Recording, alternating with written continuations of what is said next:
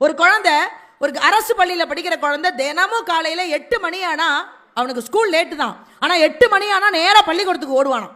அப்படி ஓடும்போது அந்த பள்ளிக்கூடம் போகிற வழியில் ஒரு விலை உயர்ந்த கார் ஒன்று அவனை கிராஸ் பண்ணும். அந்த காருக்கு முன்னாடி அவன் கை நீட்டுவான், அப்படி லிஃப்ட் கேட்கறது. அந்த கார் நின்னதே கிடையாது. திரும்ப மறுநாள் வருவான், அதே மாதிரி 8 மணிக்கு வருவான். திரும்ப அந்த விலை உயர்ந்த கார் ஒன்று கிராஸ் பண்ணும், திரும்ப அப்படி கையை நீட்டுவான், அந்த கார் நின்னதே இல்லை. திரும்ப மறுநாள் வருவான், திரும்ப கை. அந்த காருக்குள்ள இருந்த மனைவிக்கு கோவம் வந்துருச்சு. ஏங்க இப்படி ஏத்தி அப்படி இறக்கணும் பள்ளிக்கூடம்.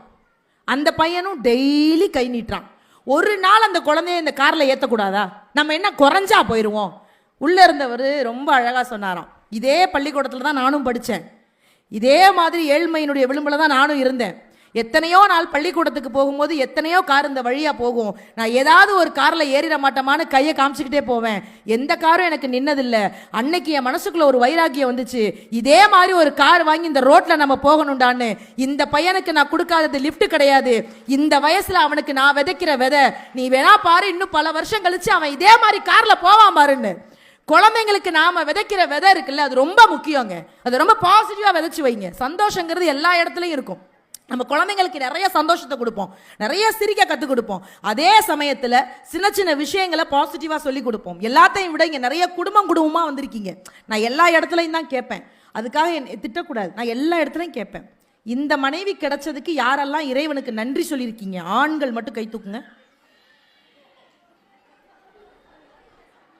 இந்த ஒன்றுக்கு மட்டும்தான் சார் ஆணு தூக்கலை,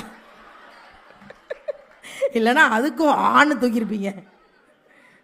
தூக்க வேணாம், உங்களை பற்றி எனக்கு தெரியும்.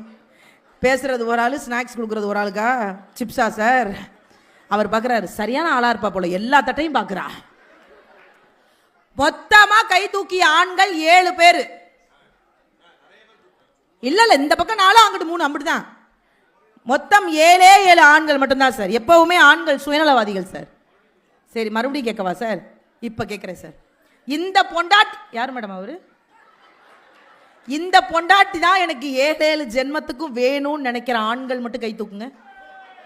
2 கை தூக்குனா 2 மனைவி சார். ஒரு மனைவியை 2ஆ பார்க்குறாரா? இப்படி ஒரு கன்றாவி கான்செப்ட் நான் கேட்டதே இல்லை. என்னங்க திருவள்ளூரில் எல்லாருமே தினுசா இருக்கீங்க. ஏதாவது ஒரு கேள்வி கேட்டால் அங்கேருந்து ஆங்கிறாங்க. முன்னாடி ஒருத்தர் நான் ஒரு மனைவியை 2ஆக பார்க்கிறேன் அப்படிங்கிறாரு. எனக்கு புரியல. ஒரு மொத்தமாக ஒரு 10 பேர் தூக்கியிருக்கீங்க, இவ்வளவுதான் சார். ஆனால் எங்கள் பெண்கள் அப்படி கிடையாது. ஐயா இருங்கய்யா, ஐயா இருங்க. முட்டையை ரெடி பண்ண எவ்வளோ கஷ்டப்பட்டேன்னு தெரியுமா? இப்போ இதுகளை தூக்குறதுக்குள்ளே எனக்கு நெஞ்சு வலியே வந்துடும். ஐயோ, என் பித்த பைய கட்டப்பையில் எடுத்துகிட்டு போன போல இருக்கு இன்னைக்கு. எல்லா பெண்கள்கிட்டையும் ஒரே ஒரு கேள்வி கேட்குறேன், யாரெல்லாம் இதே புருஷன் தான் வேணும் எனக்கு 7 என்னக்கா தலையில் அடிக்கிற ஆரம்பிக்கும் போது நம்மளாம் அப்படியா பழகி இருக்கோம்? எத்தனை ஜென்மம் எடுத்தாலும் இதே புருஷன் தான் எனக்கு வேணும் நினைக்கிறவங்க கை தூக்குங்க மேடம். மேடம் என்ன எந்திரிச்சிட்டீங்க? அப்ப நம்ம அதுதான் பதிபக்தி. அப்படி பேசாதீங்க. உண்மையிலேயே எல்லா பெண்களும் நினைப்போம் மேடம், இந்த மாதிரி புருஷன் தான் நமக்கு 7 ஜென்மத்துக்கு வேணும்னு நம்ம நினைப்போம். ஏன்னா இதை விட இழிச்சவன் வேற ஜென்மத்துலையும் கிடைக்க மாட்டாங்க. எங்க வீட்டுக்காரெல்லாம் தேங்காய் சட்னி அப்படி அரைப்பாரு.